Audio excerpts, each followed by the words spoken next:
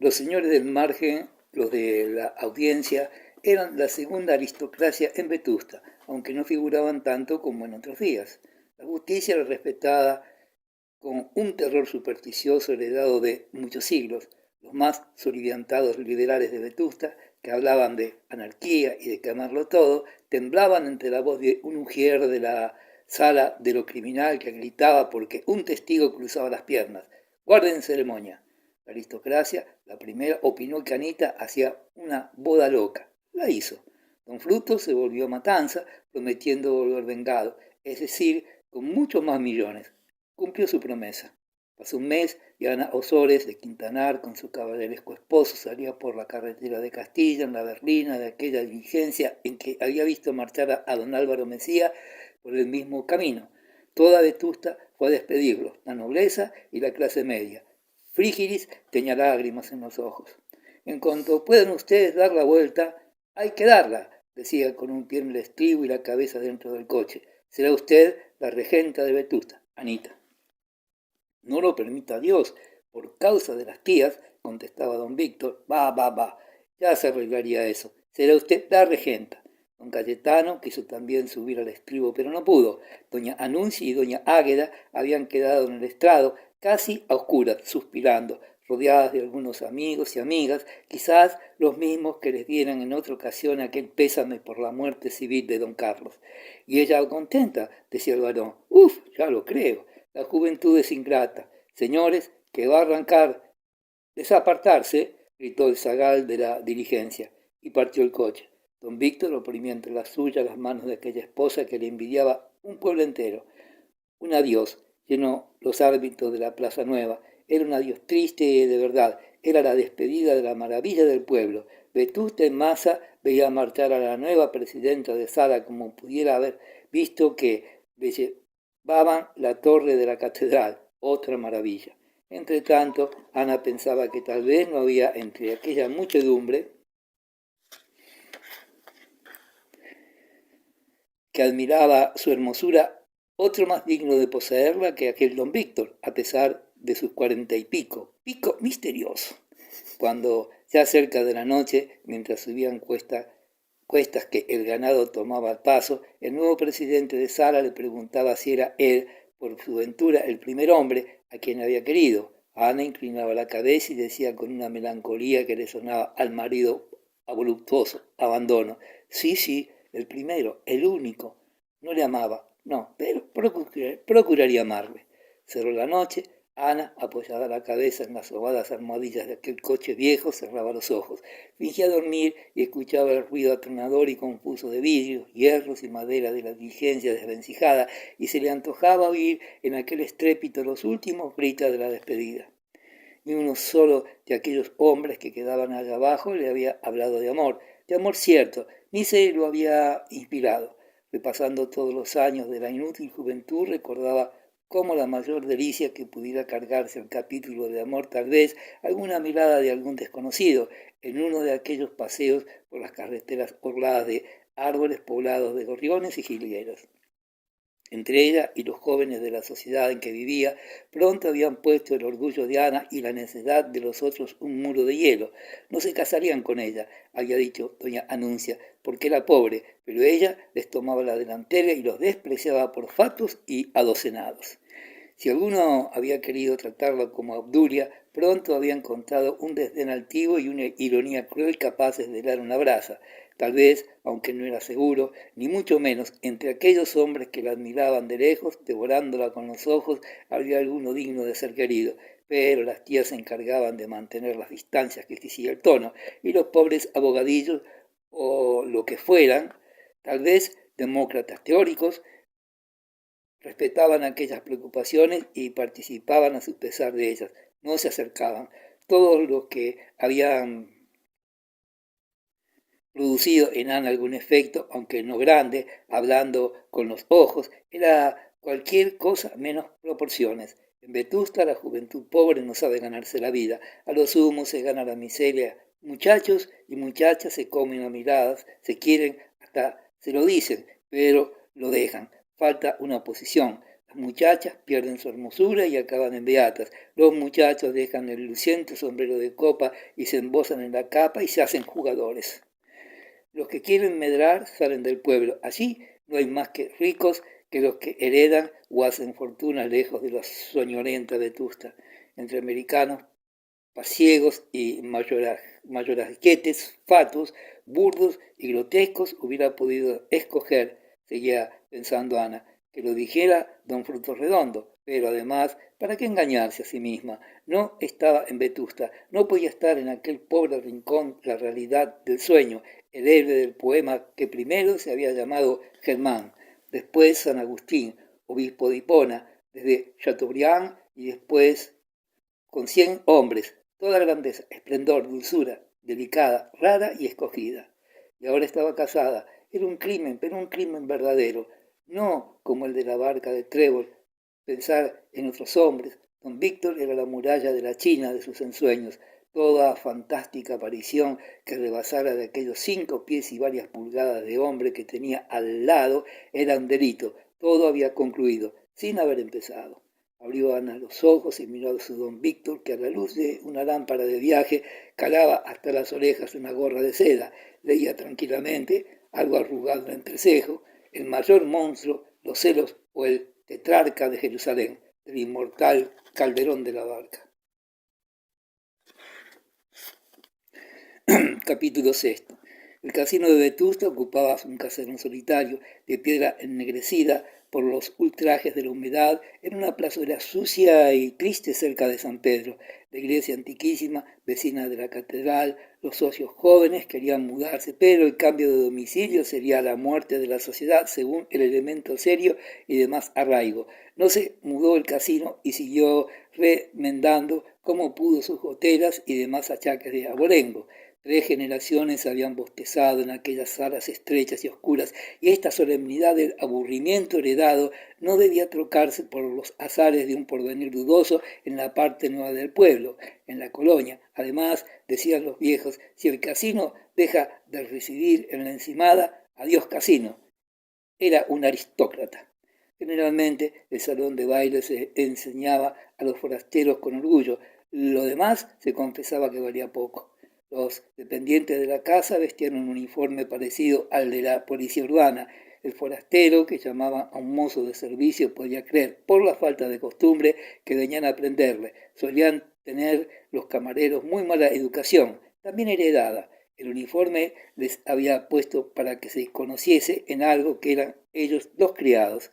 En el vestíbulo había 2 porteros cerca de una mesa de pino. Era costumbre inveterada que aquellos señores no saludaran a los socios que entraban o salían, pero desde que era de la Junta Ronsal, que había visto otros usos con sus cortos viajes, los porteros se inclinaban al pasar.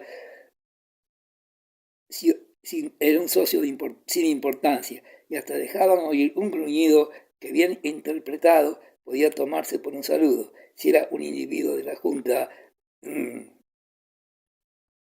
levantaba de su silla cosa de medio palmo. Si era Ronsal, se levantaban un palmo entero, y si pasaba don Álvaro Mesía, se ponían de pie y se cuadraban como reclutas. Después del vestíbulo se encontraba 3 o 4 pasillos convertidos en salas de espera, de descanso, de conversación, de juego de dominó, todo ello junto y como quiera. Más adelante había otra sala más lujosa con grandes chimeneas que consumían mucha leña, pero no tanto como decían los mozos. Aquella leña suscitaba graves polémicas en las juntas generales de fin de año. En tal estancia se prohibía el estridente dominó, y allí se juntaban los más serios y los más importantes personajes de Vetusta. Allí no se debía alborotar porque al extremo de oriente, detrás de un majestuoso poitier de terciopelo carmesí, estaba la sala del tresillo, que se llamaba el gabinete rojo. En este había de reinar el silencio, y si era posible también en la sala contigua. Antes estaba el tresillo cerca de los billares, pero el ruido de las bolas y los tacos molestaba a los tresillistas, que se fueron al gabinete rojo donde estaba entonces el de lectura. El gabinete de lectura se fue cerca de los billares. La sala del tresillo jamás recibía la luz del sol, siempre permanecía en tinieblas cariginosas que hacían palpables las tristes llamas de las bujías. semejantes a lámparas de minero en las entrañas de la tierra. Don Pompeyo Guimarán, un filósofo que odiaba el tresillo, llamaba a los del gabinete rojo los monederos falsos. Se le figuraba que en aquel antro donde se penetraba con silencio misterioso, donde se contenía toda la alegría, toda expansión de ánimo, no se podía hacer nada ilícito. Los más bulliciosos muchachos, al entrar en el gabinete del tresillo, se revestían de una seriedad prematura. Parecían sacerdotes, jóvenes de un culto extraño. Entrar allí era para los vetustenses como dejar la toga pretexta y tomarla viril. Jugando o viendo jugar estaba siempre algún joven pálido, ensimismado, que afectaba despreciar los vanos placeres, asqueado tal vez, y preferir los serios cuidados del solo y el codillo, examinar con algún detenimiento a los habitantes sacerdotes de este culto, ceremonioso y circunspecto de la espada y el basto, es conocer a Vetusta, intelectual en uno de sus aspectos característicos. En efecto, aunque el jefe de Fomento aseguraba que todos los vetustenses eran unos chambones, no era esto más que un pretexto para subir al cuarto del crimen en busca de más pingües y rápidas ganancias, porque jugar se jugaba en el casino de Vetusta con una perfección que ya era famosa. No faltaban los inexpertos, y aun estos eran necesarios porque si no, ¿quién ganaría a quién? Pero contra la afirmación del jefe de Fomento protestaban los hechos. De Vetusta y solo de Vetusta salieron aquellas insignes tresillistas que, una vez en esferas más altas, tendieron el vuelo y llegaron a ocupar puestos eminentes en la administración del Estado, debiéndolo todo a la ciencia de los estuches. Hay 4 mesas en sendas esquinas y otros 2 pares en medio. Las 8, la mitad están ocupadas. Alrededor, sentados en pie, varios mirones, los más esclavos de su vicio, se habla poco, las más veces para pedir un cigarro de papel, se dan pocos consejos, no se necesitan o no sirven. Basilio Menéndez, empleado del ayuntamiento, es el mejor espada de los presentes. Es pálido y flaco, no se sabe si viste de artesano o de persona decente, como dicen en Vetusta. El sueldo no le bastaba para sus necesidades. Tiene mujer y 5 hijos. Se ayuda con el tresillo, se le respeta, juega como quien trabaja sin gusto, de mal humor, es brusco, apenas contesta si le hablan. Él va a su negocio, una casa de 3 pisos que está construyendo a costas del tresillo, junto al espolón. A su lado está don Matías, el procurador, juega al tresillo para huir del monte. Cuando la suerte les adverta arriba, baja y se expone a ganar el tresillo, todo lo que puede y a perder muy poco, porque si pierde, lo deja. El que descansa en este momento porque acaba de repartir las cartas y juegan 4 es la gallina de los huevos de oro del procurador y de don Basilio. Le van matando, pero por consunción. Es un mayorazgo de aldea. Le llaman vinculete. Antes venía de su pueblo durante las ferias a jugar al tresillo. Después se hizo diputado provincial para venir a jugar al tresillo también. Y por fin se hizo vecino de Vetusta para no separarse nunca de aquellos espadas a quienes admiraba. De camino que les hacía rico sin sospecharlo. El tresillo de su pueblo no le divertía. Vinculete jugaba desde las 3 de la tarde hasta las 2 de la mañana, sin más descanso que el preciso para cenar de mala manera. Don Basilio y el procurador alternaban en el cuidado de desplumarle.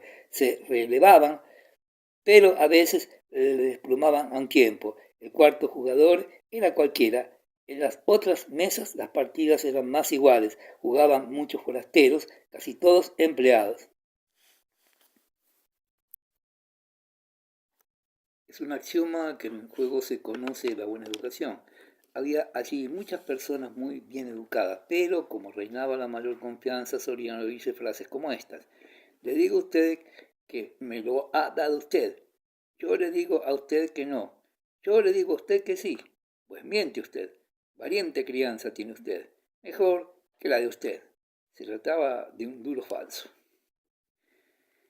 Para que la armonía pudiera subsistir por una especie de equilibrio que la naturaleza establecía entre los temperamentos, resultaba que unos tresillistas eran temerones y de un genio endiablado, y otros, biculete, pacíficos como corderos y miedosos como palomas. Don Basilio aseguraba que el mayor Rasguete no jugaba con toda la limpieza necesaria. Vincurete solía sostener los cueros de su dignidad, y entonces gritaba el del ayuntamiento: «Conmigo nadie se insolenta», y daba un puñetazo en la mesa. Vincurete callaba y seguía recibiendo codillos. Estas disputas más nada frecuentes interrumpían el silencio pocos instantes. La calma renacía pronto y volvía aquella, la sala del tresillo, a ser un templo jamás profanada por ríos de sangre. El gabinete de lectura, que también servía de biblioteca, era estrecho y no muy largo. En medio había una mesa oblonga cubierta de bayeta verde y rodeada de sillones de terciopelo de Utrecht. La biblioteca consistía en un estante de nogal no grande, empostado en la pared. Allí estaban representadas la sabiduría de la sociedad, el diccionario y la gramática de la academia. Estos libros se habían comprado con motivo de las repetidas disputas de algunos socios que no estaban conformes respecto del significado y aún de la ortografía de ciertas palabras. Había además una colección incompleta de la Revue du Monde y otras de varias ilustraciones. La ilustración francesa se había dejado en un arranque de patriotismo por culpa de un grabado en que aparecía no se sabe qué reyes de España matando a toros. Con ocasión de esta medida radical y patriótica se pronunciaron en la Junta General muchos y buenos discursos en que fueron citados oportunamente los héroes de Sagunto, los de Covadonga y por último los del año 8. En los cajones inferiores del estante había algunos libros de más sólida enseñanza, pero la llave de aquel departamento se había perdido. Cuando un socio pedía un libro de aquellos, el conserje se acercaba de mal talante al pedigüeño y le hacía repetir la demanda. «Sí, señor, la crónica de Vetusta. Pero ¿usted sabe que está ahí?» «Sí, señor, ahí está». «El caso es», y se rascaba una oreja el señor conserje, «como no hay costumbre». «¿Costumbre de qué?» «En fin, búscale la llave». El conserje daba media vuelta y se marchaba a paso de tortuga.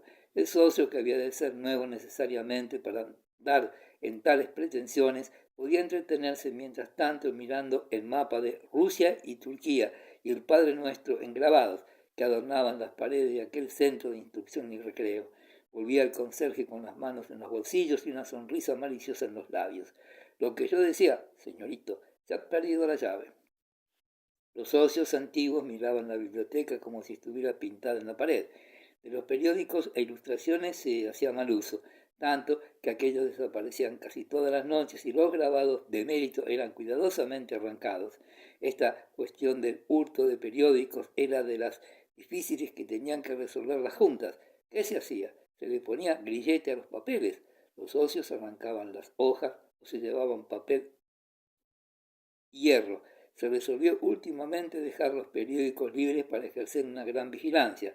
El inútil don Frutos Redondo, el más rico americano, no podía dormirse sin leer en la cama El Imparcial del Casino, y no había de trasladar su lecho al gabinete de lectura. Se llevaba el periódico. Aquellos 5 céntimos que ahorraba de esta manera le sabían a gloria. En cuanto al papel de cartas, que desaparecía también y era más caro, se tomó la resolución de dar un pliego, y gracias al socio que lo pedía con mucha necesidad. El conserje había adquirido un humor de alcalde de Presillo en este rato. Miraba a los socios que veían cómo a gente de sospechosa probidad les guardaba escasas consideraciones. No siempre que se le llamaba acudía, y solía negarse a mudar las plumas oxidadas. Alrededor de la mesa cabían 12 personas. Pocas veces había antes lectores, a no ser a la hora del correo. La mayor parte de los socios, amantes del saber, no leían más que noticias. El más digno de consideración entre los abonados al gabinete de lectura era un caballero apoplético que había llevado grano a Inglaterra y se creía en la obligación de leer la prensa extranjera. Llegaba a las 9 de la noche e indefectiblemente tomaba Le Figaro, después el Times, que colocaba encima, se ponía las gafas de oro y, arrullado por cierto silbido tenue de los mecheros del gas, se quedaba dulcemente dormido sobre el primer periódico del mundo. Era un derecho que nadie le disputaba. Poco después de morir este señor, de apoplejía sobre el Times, se averiguó que no sabía inglés. Otro lector asiduo era un joven opositor a fiscalías y registros que devoraba la Gaceta sin dejar una subasta. Era una alcubilla en un tomo. Sabía de memoria cuánto se ha hecho, deshecho, arreglado y vuelto a destrozar en nuestra administración pública. A su lado solía sentarse un caballero que tenía un vicio secreto: escribir cartas a los periódicos de la corte con las noticias más contradictorias. Firmaba el corresponsal, y siempre que un papel de Madrid decía lo de Vetusta, era cosa de él. Al día siguiente desmentía en otro periódico sus noticias y resultaba que lo de Vetusta no era nada. Así se había hecho un redomado escéptico en materia de prensa. Si sabría él cómo se hacían los periódicos. Cuando franceses y alemanes vinieron a las manos, el corresponsal dudaba de la guerra. Era cosa de los bolsistas. ¿Acaso no se convenció de que algo había hasta la rendición de Metz? El poeta Trifón Cármenes también acudía sin falta a la hora del correo. Pasaba revista a varios periódicos con febril ansiedad y desaparecía enseguida con un desengaño más en el alma. Era que no se lo habían publicado. Se trataba de alguna poesía o cuento fantástico que había mandado a cualquier periódico y que no acababa de salir. Cármenes, que en los certámenes de Vetusta se llevaba todas las rosas naturales, no podía conseguir que sus versos tuvieran cabida en la prensa madrileña, y eso que empleaba en las cartas con que recomendaba las composiciones, la finura del mundo. La fórmula solía ser esta: muy señor mío y de mi más distinguida consideración. Adjunto le remito unos versos para que, si la estima dignos de tan señalado honor, vean la luz pública en las columnas de su acreditado periódico. Escrito sin pretensiones, etcétera, etcétera. Pero nada, no salían. Pedía después de un año que se los devolvieran, pero no se devolvían los originales. Aprovechaba el borrador y publicaba aquello en El Lábaro, el periódico reaccionario de Vetusta. Otro lector constante era un vejete semidiota que jamás se acostaba sin haber leído todos los fondos de la prensa que llegaba al casino. Deleitábale singularmente la prosa amazacotada de un periódico que tenía fama de mismos, de hábil y circunspecto. Los conceptos estaban envueltos en tales eufemismos, pretericiones y circunloquios, y tan se quebraban de sutiles que el viejo se quedaba siempre a buenas noches. ¡Qué habilidad!, decía sin entender palabra. Por lo mismo creía en la habilidad, porque si él las echara de ver, ya no lo habría. Una noche despertó a su esposa el lector de fondo diciendo: «Oye, Paca, sabes que no puedo dormir. A ver si tú entiendes esto que he leído hoy en el periódico». «No, dejar de parecernos reprensible». «¿Lo entiendes tú, Paca? ¿Es que les parece reprensible o que no? Hasta que lo resuelva no puedo dormir». Estos y otros lectores asiduos se pasaban por los periódicos de mano en mano, en silencio, devorando noticias que leen repetidas en 8 o 10 papeles. Así se alimentan aquellos espíritus que antes de las 11 de la noche se van a dormir satisfechos, convencidos de que el cajero de tal parte se ha escapado con los fondos. Lo han leído en 8 o 10 fuentes distintas. Todos estos caballeros respetables y dignos de estima viven esclavos de tamaña servidumbre, la servidumbre del noticiarismo cortesano. Mucho más de la mitad del caudal fugitivo de sus conocimientos consiste en los recortes de la correspondencia que los periódicos pobres se van echando como pelotas, de tijeras en tijeras. Muchas veces, cuando reinaba aquel silencio de biblioteca en que parecía oírse el ruido de la elaboración cerebral de los sesudos lectores, de repente un estrépito de terremoto hacía temblar el piso y los cristales. Los socios antiguos no hacían caso, ni levantaban los ojos. Los nuevos, espantados, miraban al techo y a las paredes esperando ver desmoronarse el edificio. No era eso, era que los señores del billar azotaban el pavimento con las masas de los tacos. Era proverbial el ingenioso buen humor de los señores socios.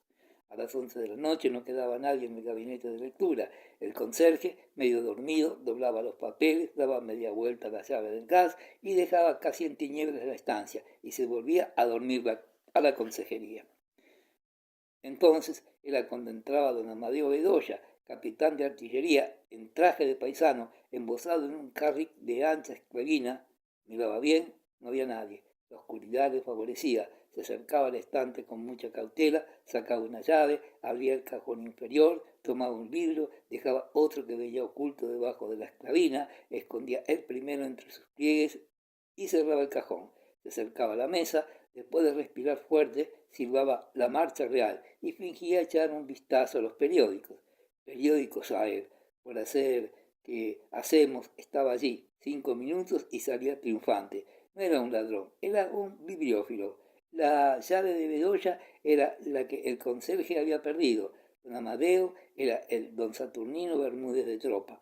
Había sido un bravo militar, pero como hubiera tenido el honor años atrás de ser elegido presidente de un ateneo de infantería y vistos en la necesidad de estudiar y pronunciar un discurso, se encontró con gran sorpresa excelente orador en su opinión y la de los jefes, y de una en otra vino a parar en hombre de letras, hasta el punto de jurarse solemnemente y con la energía que tan bien sienta en los defensores de la patria, ser un erudito. Empezó a llamar la atención de los vetustenses aquel militar que sabía de letras más que muchos paisanos, y el mismo Bedoya se animaba al trabajo con la gracia de lo que a él se le antojaba contraste de la artillería y la literatura.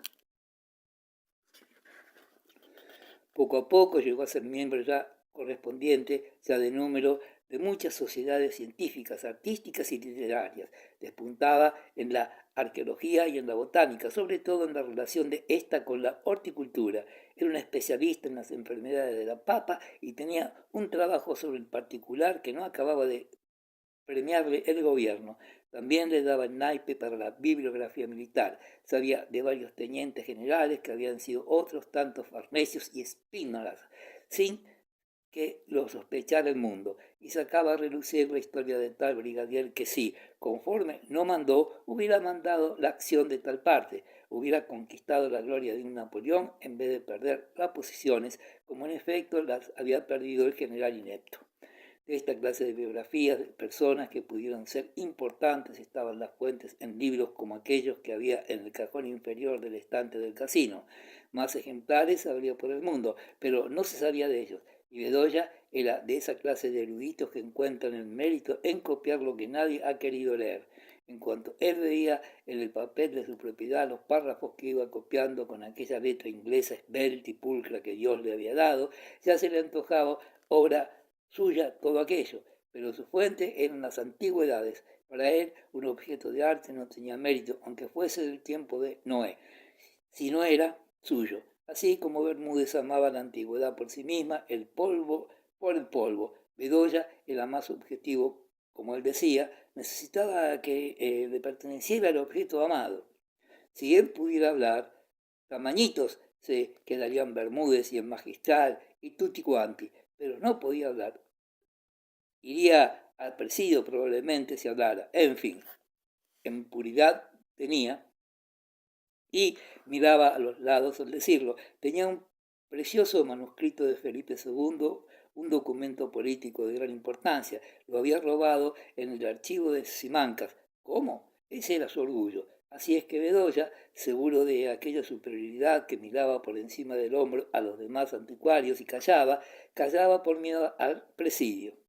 El cuarto del crimen, la sala de los juegos de azar y más concretamente de la ruleta y el monte estaban en el segundo piso. Se llegaba a ella después de recorrer muchos pasillos oscuros y estrechos. La autoridad no había turbado jamás la calma de aquel refugio, repuesto y escondido del arte aleatorio, ni en los tiempos de mayor moralidad pública.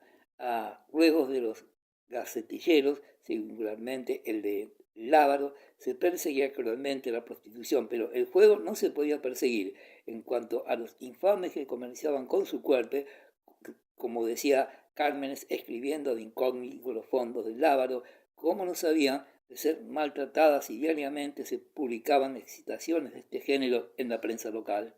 Casi todos los días salía a la luz una gacetilla que se titulaba, por ejemplo, Esas palomas o Fuego en ellas, y en una ocasión El mismísimo don Saturnino Fernández escribió su gacetilla correspondiente que se llamaba A secas, meretrices, y acababa diciendo: de la impúdica Scorum, volviendo al juego, si algún gobernador enérgico había amenazado a los socios del casino con darles un susto, los jugadores influyentes le habían pronosticado una cesantía. Lo ordinario siempre fue que hiciese la vista gorda, y no faltaron a veces subvenciones en la forma más decorosa posible. Como decían las partes contrastantes, los jugadores de Vetusta tenían una virtud: no trasnochaban, eran hombres ocupados que tenían que madrugar. Al médico se recogía a las 10 después de perder la ganancia del día. Se levantaba a las 6 de la mañana, recorría todo el pueblo entre charcos y entre lodo, desafiaba la nieve, el granizo, el frío, el viento, y después de ímprobo trabajo volvía como con una ofrenda ante el altar a depositar sobre el tapete verde las pesetas ganadas. Abogados, procuradores, escribanos, comerciantes, industriales, empleados, propietarios, todos hacían lo mismo.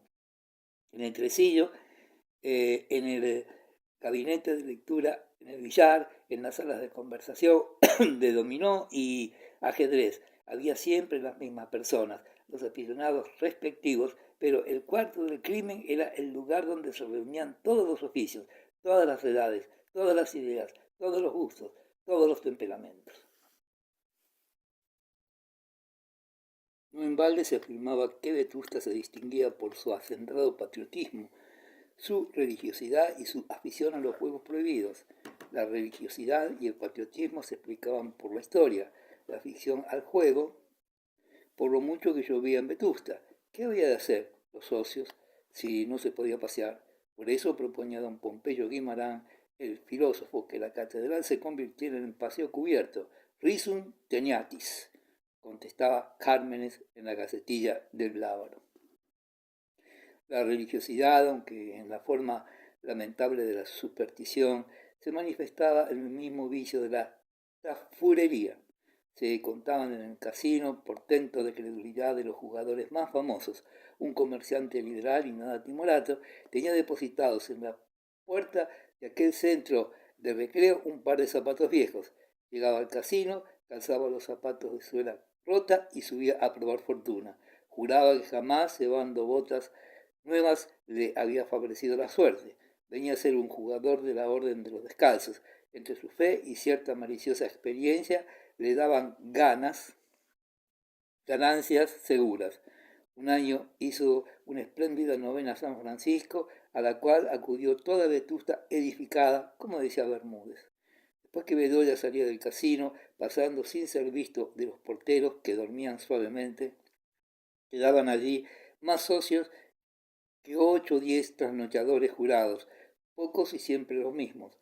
Unos eran personajes averiados que habían contraído la costumbre de trasnochar en Madrid, otros elegantes y calaveras de Vetusta que los imitaban. Pero de esa tertulia de la última hora tendremos que hablar más adelante, porque a ella asistían personajes importantes de esta historia. Eran las 3:30 de la tarde, llovía, en la sala contigua al gabinete viejo estaban los socios de costumbre, los que no jugaban a nada y los 6 que jugaban al ajedrez. Estos habían colocado el respectivo tablero junto a un balcón para tener más luz. En el fondo de la sala parecía que iba a anochecer. Sobre una mesa de mármol brillaba entre humo espeso de tabaco, como una estrella detrás de la niebla, la llama de una bujía que servía para dar lumbre a los cigarrillos. Ocultos en la sombra de un rincón, alrededor de aquella mesa, arrellanados en un diván, unos, otros en mecedora de paja, estaban media docena de socios fumadores que de tiempo inmemorial acudían a las 3 en punto a tomar café y copa. Hablaban poco, ninguno se permitía jamás aventurar un acerto que no pudiera ser admitido por la unanimidad. Allí se juzgaba a los hombres y los sucesos del día, pero sin apasionamiento. Se condenaba, sin ofenderle, a todo innovador. Al que había hecho algo que saliese de lo ordinario, se elogiaba sin gran entusiasmo a los ciudadanos que sabían ser comedidos, corteses, incapaces de exagerar cosa alguna. Antes mentir que exagerar. Don Saturnino Bermúdez había recibido más de una vez el homenaje de una admiración prudente en aquel círculo de señores respetables, pero en general preferían estos hablar de animales, del instinto de algunos, como el perro y el elefante, aunque siempre negándoles por supuesto la inteligencia. El castor fabrica hoy su vivienda lo mismo que en tiempo de Adán. No hay inteligencia, es instinto. Hablaban también de la utilidad de otros irracionales, el cerdo del cual se aprovecha todo, la vaca, el gato, etcétera, etcétera. Y aún les parecía más interesante la conservación si se refería a objetos inanimados. El derecho civil también les encantaba en lo que atañe al parentesco y a la herencia. Pasaba un socio cualquiera y si no le conocía a alguno de aquellos fundadores preguntaba, ¿quién es ese? Ese es hijo de, nieto de, que casó con, que era hermana de, y como las certezas salían enganchados por el parentesco casi todos los vetustenses, esta conversación terminaba siempre con una frase, si se va a mirar, aquí todos somos algo parientes. La meteorología tampoco faltaba nunca en los tópicos de las conferencias. El viento que soplaba tenía siempre muy preocupados a los socios beneméritos. El invierno actual siempre era más frío que todos los que recordaban, menos uno. También a veces se murmuraba un poco con el mayor encomedimiento sobre si se hablaba de clérigos, señoras o autoridades. A pesar de la amenidad de tales conversaciones, el grupo de venerables ancianos, con los que solo había un joven y este calvo, prefería al más grato palique el silencio, y a él se consagraba principalmente aquella especie de siesta que dormían despiertos. Casi siempre callaban. No lejos de ellos, y por cierto molestándolos a veces no poco, había 2 o 3 grupos de alborotadores, y a lo lejos se oía un antipático estrépito del dominó, que habían desterrado de su sala los venerables. Los del dominó eran casi siempre los mismos, un catedrático, 2 ingenieros civiles y un magistrado. Reían y gritaban mucho, se insultaban, pero siempre en broma. Aquellos 4 amigos, ligados por el 6 doble, hubieran vendido la ciencia, la justicia y las obras públicas por salvar a cualquiera de la partida. En el salón de baile, donde no se permitía jugar ni tomar café, se paseaban los señores de la audiencia y otros personajes. El marqués de Vegallana, los días de mucha agua, cuando él no podía dar sus paseos. La animación estaba en los grupos de alborotadores antes citados. Allí no se respetaba nada ni a nadie, decían los viejos del rincón. Aunque estaba a 2 pasos de ellos, rara vez se mezclaban las conversaciones. Los ancianos callaban y jugaban. ¡Qué atolondramiento!, dijo un venerable en voz baja. Observe usted, le respondieron, que rara vez hablan de intereses reales de la provincia, únicamente cuando viene el señor Mesía. Ah, es que el señor Mesía es otra cosa, sí, es mucho hombre, muy entendido en Hacienda, y eso que llaman economía política. Yo también creo en la economía política. Yo no creo, pero respeto mucho la memoria de Flores Estrada, a quien he conocido. Todo menos disputar. En cuanto asomaba una discusión, se le echaba tierra encima y a callar todos. En la mesa de enfrente gritaba un señor que había sido alcalde liberal y era usurero con todos los sistemas políticos, malicioso y enemigo de los curas, porque así creía probar su liberalismo con poco trabajo. Pero vamos a ver, decía, ¿quién le ha asegurado a usted que el magistral no ha querido confesar a la regenta? Me lo ha dicho quien vio por sus ojos a doña Anita entrar en la capilla de don Fermín y a don Fermín salir sin saludar a la regenta. Pero yo los he visto saludarse y hablar en el espolón. Es verdad, gritó un tercero, yo también lo vi. De Paz iba con el arcipreste y la regenta con visitación. Es más, el magistral se puso muy colorado. Hombre, hombre, exclamó el ex alcalde fingiendo escandalizarse, pues yo sé más que todos ustedes, vociferó un pollo que imitaba a Zamacois, a Luján, a Romea, el sobrino, a todos los actores cómicos de Madrid, donde acababa de licenciarse en medicina. Bajó la voz, hizo una seña que significaba sigilo, todos los del corro se acercaron a él y con la mano puesta al lado de la boca como una mampara, dejando caer la silla en que estaban a caballo, hasta apoyar el respaldo en la mesa, dijo, me lo ha contado Paquito Vegallana, el arcipreste, el célebre don Cayetano, ha rogado a Anita que cambie de confesor, porque... Hombre, hombre, ¿qué sabes tú? ¿Por qué? Interrumpió el enemigo del clero, el secreto de la confesión. Bueno, yo lo sé de buena pinta. Paquito me lo ha dicho. Mesía, y bajó mucho más la voz, Mesía le pone varas a la regenta. Escándalo general, murmullo en un rincón oscuro. Aquello era demasiado. Se podía murmurar, hablar sin fundamento, pero no tanto. Vaya por el magistral y el secreto de la confesión, pero tocar a la regenta era imprudente, aquel sietemesino, sin duda. Señores, yo no digo que la regenta tome varas, sino que Álvaro quiere ponérselas, lo cual es muy distinto. Todos negaron la probabilidad del acerto. Hombre, la regenta es algo mucho. El pollo se encogió de hombros. Estaba seguro, se lo había dicho el marquesito íntimo de Mesía. Y vamos a ver, preguntó el señor Foja, el ex alcalde, ¿qué tiene que ver eso de las varas que Mesía quiere poner a la regenta con el magistral y la confesión?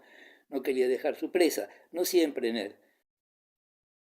Casino se podía hablar mal de los curas, pues tiene mucho que ver, porque el arcipreste ha pedido auxilio al otro, quiere dejarle la carga de la conciencia de la otra. Muchacho, que te resbalas, advirtió el padre del deslenguado, que estaba presente y admiraba la desfachatez de su hijo, adquirida positivamente en Madrid, y muy a su costa. Quiero decir que Anita era muy cavilosa, como todos sabemos, y seguía bajando la voz, y los demás acercándose hasta formar un racimo de cabezas dignas de otra campana de Huesca. Es cavilosa y tal vez haya notado las miradas, y además, del otro, y querrá curarse en salud. Y el arcipreste no estaba para casos de conciencia complicados, y el magistral sabe mucho de eso. El corro no pudo menos de sonreír en señal de aprobación. Al papa del mariciente se le caía la baba y guiñaba un ojo a un amigo. No cabía duda que los chicos solo en Madrid se despabilan. Caro cuesta, pero al fin se tocan los resultados. El desparpajo del muchacho solía suscitar protestas, pero luego vencía la elocuencia de sus maliciosos epigramas y del retintín manoresco de sus gestos y acentos. Empezaba entonces el llamado género flamenco a ser de muy buen tono en ciertos barrios del arte y en algunas sociedades. El mediquillo vestía pantalón muy ajustado y combinaba sabiamente los cuernos que entonces se llevaban sobre la frente con los mechones que los toreros echan sobre las sienes. Su peinado parecía una peluca de marquetería.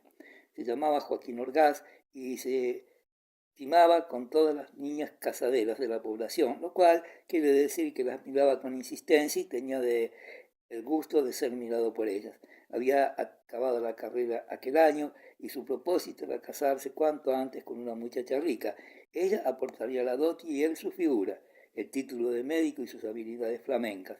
No era tonto, pero la esclavitud de la moda le hacía parecer más adocenado de lo que acaso fuera. Si en Madrid era uno de tantos, en Vetusta no podía tener a más de 5 o 6 rivales importadores de semejantes maneras. En los meses de vacaciones aprovechaban el tiempo, buscando el trato de las familias ricas o nobles de Vetusta. Se había hecho amigo íntimo de Paquito de Gallana y, aunque de lejos, algo le tocaba del esplendor que irradiaba el célebre Mesía, flor y nata de los elegantes de Vetusta. Orgaz le llamaba Álvaro, por lo muy familiar que era el trato de Paco y de Mesía, y como él tuteaba a Paquito, por eso. Se animó Joaquín con el buen éxito de sus murmuraciones y sostuvo que era cursi aquel respeto y admiración que inspiraba a la regenta. Es una mujer hermosa, hermosísima. Si ustedes quieren de talento, digna de otro teatro, de volar más alto. Si ustedes me apuran, diré que es una mujer superior. Si hay mujeres así, pero al fin es mujer. Et nili humani. No sabía lo que significaba este latín, ni a dónde iba a parar, ni de quién era, pero lo usaba siempre que se trataba de debilidades posibles. Los socios rieron a carcajadas. Hasta en latín sabe maldecir el pillastre, pensó el padre, más satisfecho cada vez de los sacrificios que le costaba aquel enemigo. Joaquinito, encarnado de placer y con un poco por el anís del mono que había bebido, creyó del caso coronar el edificio de su gloria cantando algo nuevo. Se puso en pie, estiró una pierna, giró sobre su tacón y cantó o se cantó como él decía. Ábreme la puerta, puerta del postigo. Era preciso acabar con las preocupaciones del pueblo. La regenta dejaría de ser de carne y hueso, y Álvaro siempre había sido irresistible. Orgaz suspendió el baile que había emprendido mientras hacía sus observaciones. En la sala vecina había sonado unas pisadas que hacían temblar el pavimento. Ahí está el inglés, dijo entre dientes el flamenco, y se puso un poco pálido. En efecto, era Ronsal, Pepe Ronsal, alias Trabuco. No se sabe por qué. Era natural de Pernueces, una aldea de la provincia, hijo de un ganadero rico. Pudo hacer sus estudios, que ya se verá qué estudios fueron, en la capital, aficionado al monte, como vinculete al tresillo, desde la adolescencia ni durante las vacaciones quería volver a Pernueces, ganoso de no perder ni unas judías. No pudo concluir la carrera. No bastó la tradicional benevolencia de los profesores para que Trabuque consiguiera hacerse licenciado en ambos derechos. Una vez le preguntaron en un examen: ¿qué es el testamento, hijo mío? Testamento, ello mismo lo dice, es el que hacen los difuntos. Además de Trabuco, le llamaban el estudiante, por una antonomasia irónica que él no comprendía. Pasó el tiempo, murió el ganadero, Pepe Ronsal dejó de ser el estudiante, vendió tierras, se trasladó a la capital y empezó a ser hombre político. No se sabe a punto fijo de cómo ni por qué. Ello fue que de una mesa de colegio electoral pasó a ser del ayuntamiento y de concejal pasó a diputado provincial por 3 meses. Si nunca pudo sacudir de la prístina ignorancia en el andar y en el vestir y hasta en el saludar, fue consiguiendo paulatinos progresos y se necesitaba ser un poco antiguo en Vetusta para recordar todo lo agreste que aquel hombre había sido. Desde el año de la Restauración en adelante pasaba ya Ronsal por hombre de iniciativa, afortunado en amores de cierto género y en negocios de quintas. Era muy decidido partidario de las instituciones vigentes, se peinaba por el modelo de los sellos y las pesetas, y en cuanto al calzado lo usaba fortísimo, blindado. Creía que eso le daba cierto aspecto de noble inglés.